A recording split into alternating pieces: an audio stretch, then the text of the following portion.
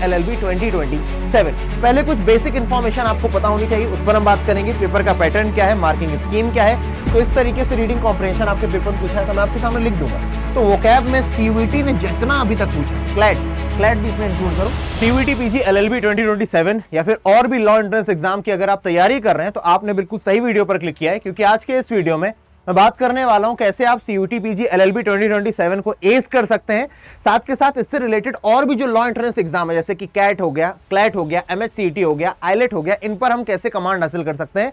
Since my subject is English, तो मैं English की बात करने वाला हूं, लेकिन हम डिटेल में बात करेंगे कि आखिरकार अगले मार्च तक हमें किन चीजों को पढ़ना है, कैसे पढ़ना है। मैं आपको एग्जैक्ट क्वेश्चंस दिखाऊंगा जो 2026 में, 2025 में, 2024 में पूछे गए, कैसे उनको कॉम्प्रिहेंड करना है और उसके बाद उनका आंसर देना है। ये सारी बातें आज की इस वीडियो में हम जानने वाले हैं। ये इकलौता वीडियो आपकी पूरी जर्नी को किक स्टार्ट करने के लिए काफी है। तो सबसे पहले तो आप सभी का बहुत बहुत स्वागत है आपके अपने परिवार अड्डा 24/7 पर।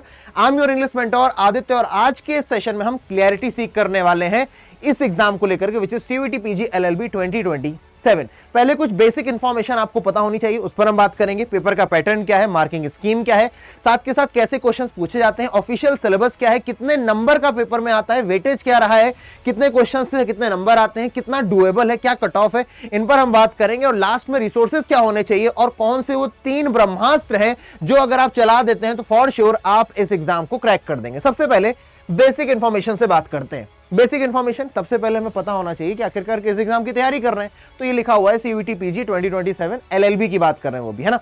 पेपर कोड पता होना चाहिए, पेपर कोड है COQP 11। अगर यहीं पर केवल पीजी होता तो यहां पर पेपर कोड हो चुका होता COQP 12, लेकिन हम बात कर रहे हैं LLB की, राइट।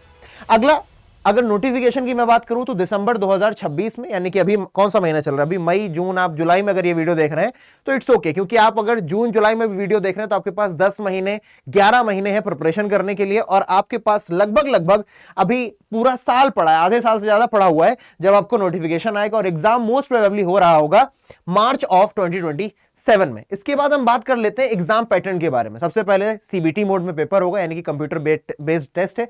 करवाता कौन है? NTA नेशनल टेस्टिंग एजेंसी करवाता है, जो नीट का एग्जाम भी करवाता है, साथ के साथ CUET UG PG के एग्जाम्स भी यही कंडक्ट करवा रहा होता है।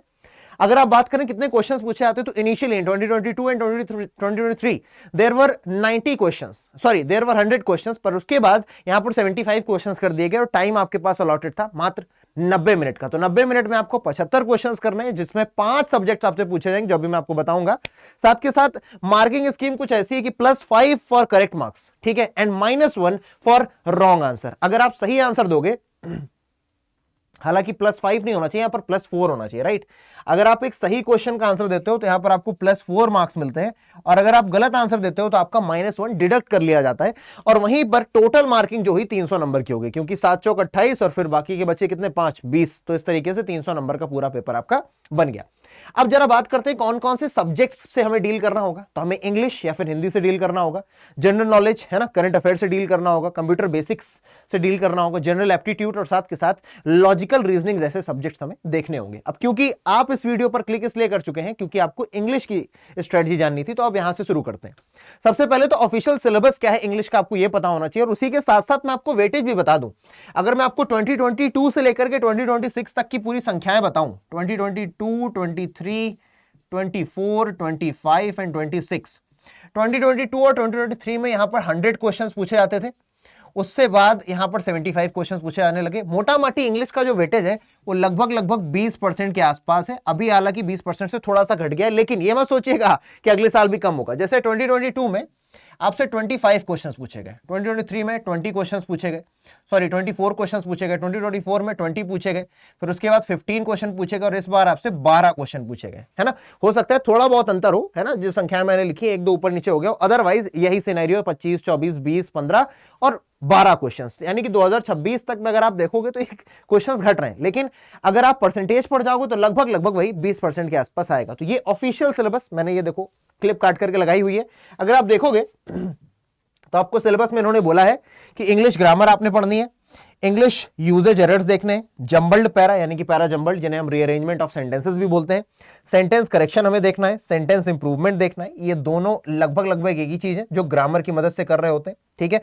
रीडिंग कॉम्प्रिहेंशन है, पैराग्राफ कंप्लीशन है जो कि सीयूटी पीजी में पूछा गया 2025 में इन सीओक्यूपी 12, क्योंकि मैं पीजी भी पढ़ाता हूं इसलिए मुझे पता है।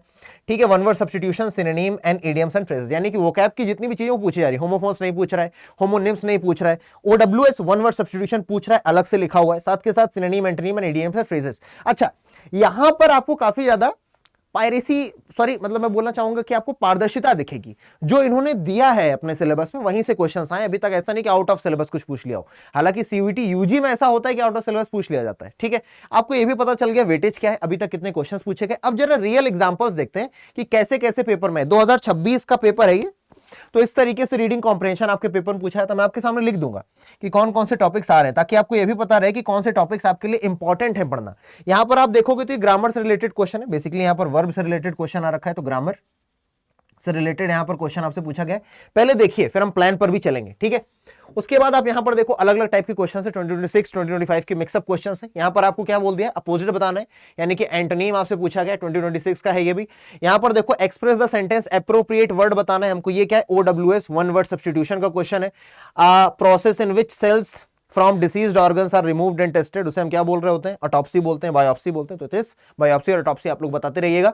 उसके बाद अगर आप देखोगे यहां पर मैचिंग करानी है मीनिंग की, है ना, शिवैलरस, इटर्नल, डोरमेंट। ये क्यों दिखा रहा हूं, ताकि आप टाइप ऑफ क्वेश्चंस भी समझें और किस तरीके से क्वेश्चन फ्रेम किया जा रहा है ये भी समझें। क्योंकि अगर क्वेश्चन फ्रेम करना आप समझ जाते हो तो आपको यह भी पता हो जाता है कि ऐसे क्वेश्चन को टैकल करने के लिए चारों के चारों का आंसर होना जरूरी नहीं है, चार में से कोई एक भी आता है तो अपना आंसर आ जाएगा। वहीं यहां पर आप देखोगे तो इडियम्स एंड फ्रेजेस भी पूछे जाने, यानी कि nothing out of the box has been asked in your examination till now. ठीक है, आगे देखते हैं। अगर अब हम प्लान पर बात करेंगे। अभी तक हमने जान लिया, पेपर के बारे में जान लिया, सिलेबस देख लिया, प्लान सुनो यार। देखो, आपके पेपर में इस समय जो सबसे ज्यादा रेलिवेंट चीजें हैं वो है आरसी, यानी कि अगर मैं मोस्ट इंपॉर्टेंट बोलूंगा तो ये आरसी वाला पार्ट मोस्ट इंपॉर्टेंट है और वोकैब वाला पार्ट मोस्ट इंपॉर्टेंट है। ठीक है, लेकिन आपको ग्रामर भी पढ़ना होगा। क्यों, आपके पास समय है।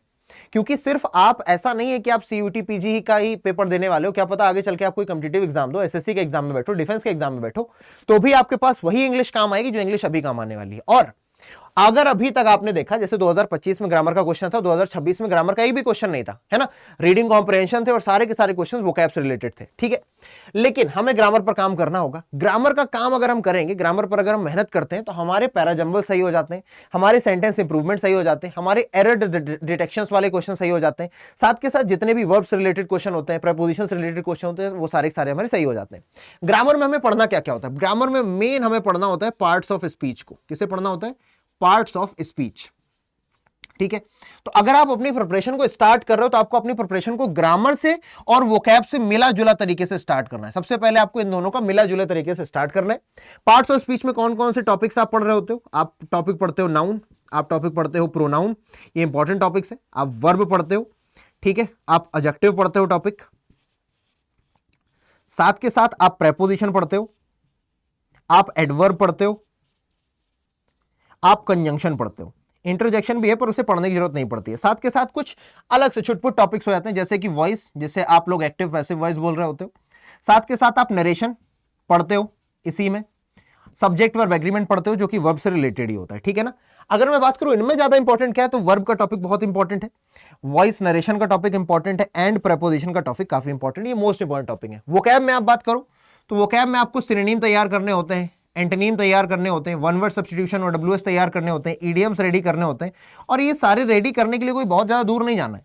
अगर आपको कभी ना समझ में आए कि यार हमारे पास किस रिसोर्स से वोकैब तैयार करूं, तो वोकैब में सीयूईटी ने जितना अभी तक पूछा है, सीयूईटी का यूजी का पेपर ले लेना, सीयूईटी पीजी के पेपर ले लेना, जितने अभी तक आपके पास एलएलबी के पेपर है उनको ले लेना, और जितने भी पीवाईक्यूज इनके बन सकते हैं, जितने भी पीवाईक्यूज हैं उन सभी को रीड कर लेना। आपको फॉर श्योर 3-4 क्वेश्चन ऐसे दिख जाएंगे जो पहले पूछे गए, ज्यादा ही दिखेंगे, इससे कम नहीं दिखेंगे, दैट आई कैन गारंटी। क्योंकि मैंने लगभग यूजी के अभी तक 40,000 पेपर्स में से 7-8 हजार पेपर पढ़े हुए हैं। ठीक है ना, पीजी के मैंने हर साल के पेपर जानता हूं, एक एक क्वेश्चन से वाकिफ हूं, एलएलबी के मैंने देख रखे, क्लैट भी इसमें इंक्लूड करो। क्लैट में सिर्फ वोकैब वाला सेक्शन, उसमें तो आरसी ज्यादा आती है, आरसी आती है, पर वोकैब वाला सेक्शन देखोगे वहां से भी आपको आपके एग्जामिनेशन में हेल्प मिलेगी। पैराजंबल और आरसी ये लास्ट करने वाली चीजें, पहले इनको कवर करना है, एक साथ इनको करते रहना, और ये कभी रुकता नहीं है। Vocabulary is a never stopping process है ना, आपको लगातार इसमें बने रहना पड़ेगा। आरसी एंड पैराजंबल्स की अगर मैं बात करूं गाइस, तो आपको इसकी प्रैक्टिस करनी होती है। ठीक है, जब आप इन दोनों पर महारत हासिल कर लोगे तो अपने आप यहां पर महारत हासिल हो जाएगी। लेकिन आपके पास कुछ हैबिट्स भी होनी चाहिए जिन पर मैं बात करूंगा। तो आरसी एंड पैराजंबल्स क्या आती है, प्रैक्टिस से आती है। अच्छा, अब यहां पर क्योंकि आपने तैयारी शुरू की एलएलबी की, है ना, आप जाहिर सी बात है वकालत में जाना चाह रहे हो, तो आपके अंदर कुछ हैबिट्स होनी चाहिए। कैसी हैबिट्स होनी चाहिए? आपके अंदर एक बहुत ही पॉजिटिव हैबिट होनी चाहिए रीडिंग की। ठीक है, कहां से रीड करें, क्या रीड करें? तो रीडिंग के लिए 2-3 न्यूज़पेपर हैं जिनमें से आप किसी एक को भी प्रेफर कर सकते हो। जैसे कि आप द मिंट को पढ़ सकते हो, ये आपकी थर्ड प्रायोरिटी होगी, फर्स्ट प्रायोरिटी नहीं होगी। ठीक है ना। आप द हिंदू एग्जाम क्या बोलते हैं कि न्यूज़पेपर को पढ़ सकते हो, ये आपकी सेकंड प्रायोरिटी होगी। फर्स्ट प्रायोरिटी सबसे सही आपको न्यूज़पेपर रहेगा द इंडियन एक्सप्रेस। ठीक है, इंडियन एक्सप्रेस। तो ये first priority, second and third priority. ठीक है ना। रीडिंग करना बहुत जरूरी है। रीडिंग के साथ साथ आपके अंदर हैबिट होनी चाहिए कि आप चीजों को एलोकेट करके चलें, है ना।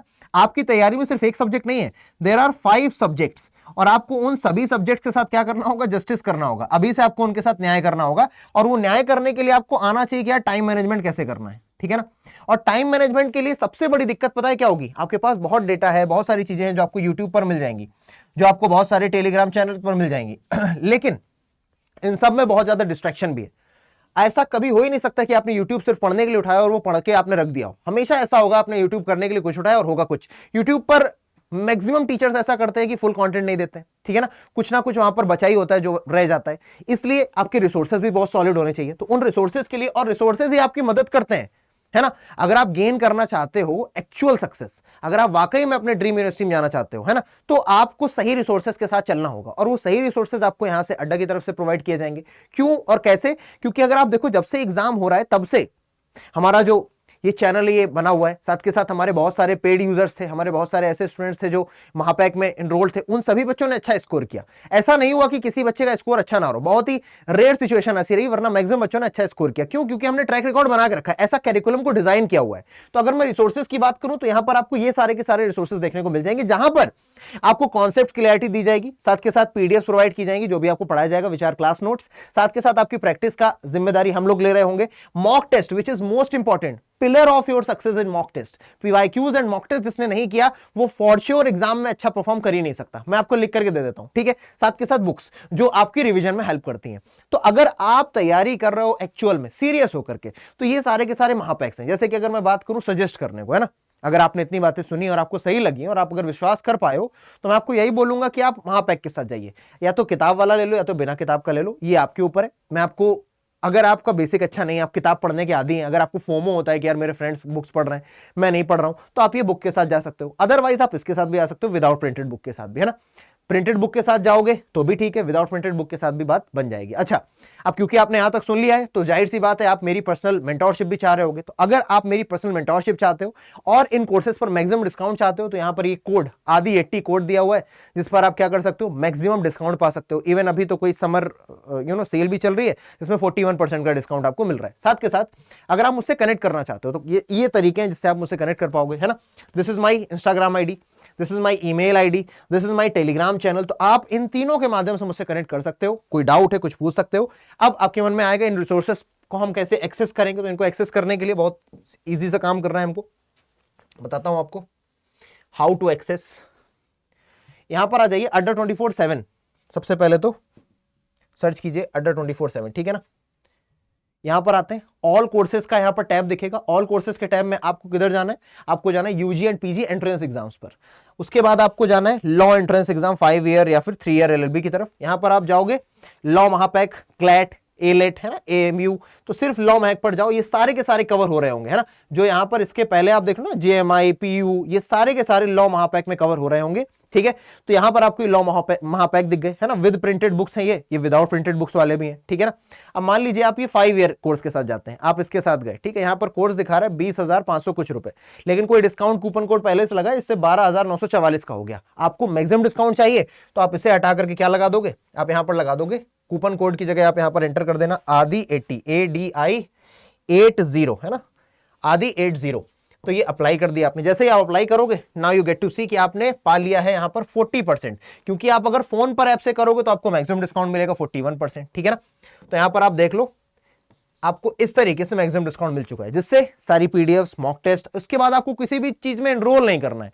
ये आपके पूरे साल भर के लिए हो गया। अब आपको सिर्फ पढ़ना है, हमारे दिए हुए असाइनमेंट्स करने हैं, हमारे साथ रिवीजन करना है, टेस्ट होगा, टेस्ट में पार्टिसिपेट करना है, दैट इज इट, ठीक है ना। और अगर आप इसी कोड के जरिए बैच में एनरोल करते हो आदि 80 से, तो प्लीज मुझे ईमेल करके या फिर मुझे टेलीग्राम पर जरूर बता दीजिएगा, या फिर इंस्टाग्राम से भी बता सकते हैं कि हमने इस कोड को यूज करके एनरोल किया है, so that I can join you in my personal mentorship group. ठीक है, कोई डाउट है, कोई समस्या है, you can always ask in the comment section. बाकी मिलूंगा नेक्स्ट सेशन में। टेक केयर, जय हिंद गाइस, मन लगा करके पढ़ते हैं, लव यू ऑल।